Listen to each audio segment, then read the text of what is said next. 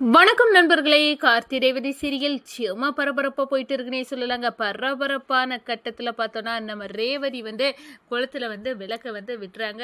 அந்த விளக்கு அணையாமல் இருக்கணும், அப்போ உன்னையும் உன் கணவரையும் பிரிக்க யாராலையும் முடியாது அப்படின்னு அந்த பாட்டி சொல்ல வேத வாக்க நினச்சிட்டு இருந்த நம்ம ரேவதி நைட்டு படுத்து தூங்கிட்டு இருக்காங்க.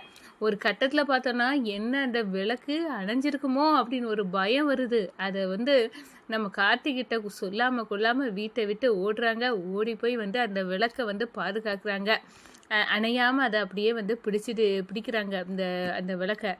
இதை நம்ம கார்த்தி திடுதுப்புனி முடிச்சு பார்த்தா நம்ம பக்கத்தில் தூங்கிட்டு இருந்த ரேவதியை காணல. நிச்சயமாக அவள் கோயிலுக்கு போயிருக்க வாய்ப்பு இருக்குது அப்படின்னு அந்த இடத்துல அடிச்சு புரண்டு கோயிலுக்கு போனால் நம்ம ரேவதி அந்த விளக்கை அப்படியே கையை வச்சு மறைச்சி காற்றுல அணையாமல் பாதுகாக்காங்க பாருங்கள்.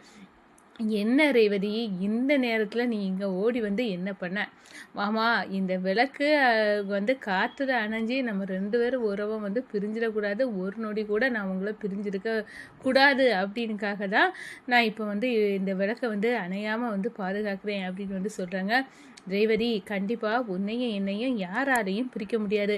நீ நம்பிக்கையோடு இரு அப்படின்னு சொல்ல நேரம் 30 நாளில் எங்கள் அம்மா இடியை தூக்கி தலையில் இறக்குற கிடங்கா உன்னையும் உன் கணவர் கார்த்தியும் பிரித்து காட்டுவேன்னு சவால் விட்டுருக்காங்க.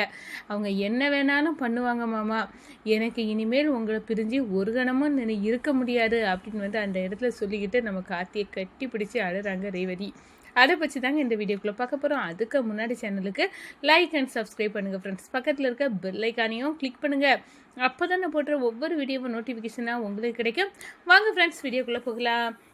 ஃபஸ்ட்டு எடுத்த உடனே பார்த்தோம்னா சும்மா அதிரடியான பரபரப்பு கட்டம் அப்படின்னே சொல்லலாங்க.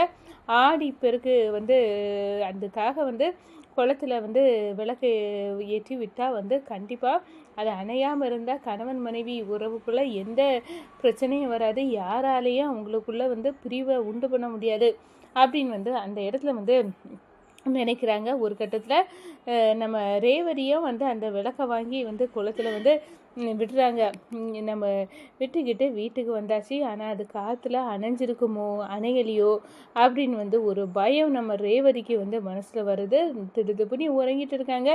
என்ன அது நனைஞ்சிருக்குமா அப்படின்னு ஒரு எண்ணத்தோடு பார்க்குறாங்க. நம்ம கார்த்தி அசந்து தூங்கிட்டு இருக்காங்க. மாமாவை எழுப்ப வேண்டாம், நம்ம மட்டுமே போய் பார்த்துருவோம் அப்படின்னு அந்த இடத்துல கோயிலுக்கு அறக்க பறக்க ஓடி வராங்க. அந்த விளக்கு அணையும் போல் அந்த குளத்தில் தெரியுது. ஒரு கட்டத்தில் ஓடி போய் அதை அப்படியே கையை வச்சு பாதுகாக்கிறாங்க. இந்த சைடு நம்ம கார்த்தி உறங்கிட்டு இருந்தவங்க எங்கே என் பக்கத்தில் இருக்க என் உறங்கிட்டு இருந்த என் மனைவி ரேவதியை காணலை அப்படின்னு தேடுறாங்க. அவங்க நிச்சயமாக கோயிலுக்கு தான் போயிருப்பா. அந்த விளக்கை ஒருவேளை அணையாமல் இருக்கணும் நீ ஓடி இருப்பாளோ அப்படின்னு அந்த இடத்துல நம்ம கார்த்தியும் அங்கே போய் பார்த்தா ரேவதி விளக்கு அணையாமல் இருக்க, அதுக்கு பாதுகாவலாக இருக்கிறாங்க. இதை பார்த்து அப்படியே துடிச்சு போகிறாங்க. என்ன ரேவதி, இந்த நைட்டு நீ யாருக்கிட்டையும் சொல்லாமல் கொள்ளாமல் இங்கே இருக்கிறியே அப்படின்னு கேட்க நேரம், ஆமாம் மாமா, நான் ஒரு கணமும் உங்களை பிரியக்கூடாது அப்படின்னு உள்ள காரணத்துக்காக அந்த பாட்டி சொன்னாங்க, இந்த விளக்கு அணையாமல் பார்த்துக்க. அப்படி விளக்கு அணையாமல் இருந்தால் உன்னையும் உன் புருஷனையும் யாராலையும் பிரிக்க முடியாதுன்னு சொன்னாங்க. எங்கள் அம்மா வேற 30 நாள்களில் கிட்ட இருந்து உன் கணவரை பிரித்து காட்டுறேன் அப்படின்னு என்கிட்ட சவால் விட்டுருக்காங்க. அவங்க சவாலில் கண்டிப்பாக நான் ஜெயிக்க விடக்கூடாது. நம்ம தான் ஜெயிக்கணும். நான் உங்கள் கூட சேர்ந்து வாழணும் மாமா. அதுக்கு வேறு வழி இல்லை. அதனால தான் நான் இப்போ அணையாமல் பிடிச்சேன் அப்படின்னு அந்த இடத்துல சொல்லு நேரம், என்ன ரேவதி, உங்கள் அம்மா நினச்சா நம்ம 2 பேரும் பிரிஞ்சிருவோமா? இனி யாராலையும் நம்ம 2 பேர்த்தையும் பிரிக்க முடியாது அப்படின்னு அந்த இடத்துல சொல்லிவிட்டு நம்ம கார்த்தி ரேவதி எவ்வளோ நம்ம மேலே பாசம் வச்சுருக்கா, அதோட அவங்க அம்மா நம்மளை பிரிச்சிருவாங்களோ அப்படின்னு ஒரு பயத்தோடையும் இருக்கா. ஆனால் அவளுக்கு நம்ம இப்போ புரிய வைக்கணும், யாராலையும் எந்த சக்தியாலையும் நம்ம 2 பேர்த்தையும் பிரிக்க முடியாது அப்படின்னு ஆணித்தனமான ஒரு நம்பிக்கையை அவருக்கு கொடுக்கணும் அப்படின்னு அந்த இடத்துல நம்ம கார்த்தி நினைக்கிறாங்க. இந்த சைடு நம்ம சாமுண்டேஸ்வரி வழக்கம் போல தாங்க அவங்க ரேவதி எப்படியாவது அந்த டிரைவர் போயிட்டு பிரிக்கணும் சந்திரா அப்படின்னு பல தில்லு முள்ளுகளை யோசிச்சுட்டு இருக்காங்க.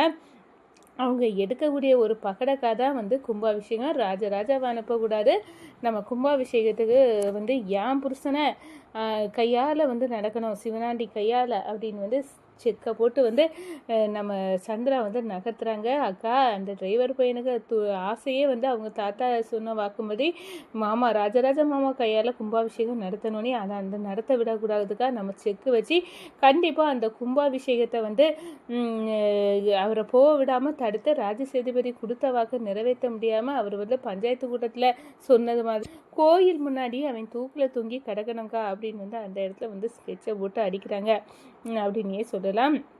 இந்த சைடு நம்ம கார்த்தி எப்படியாவது மாமா கையால் கும்பாபிஷேகம் நடத்தணும், பிரிஞ்சு கிடந்த குடும்பம் ஒன்று சேரணும். இது எல்லாத்துக்கும் வந்து மூலமாக இருக்கதே வந்து 2 குடும்பமும் ஒன்று சேரணும்னா அந்த சிவகாமி அம்மா சாவுக்கான காரணம் வந்து அத்தைக்கு கண்டிப்பாக தெரியணும்.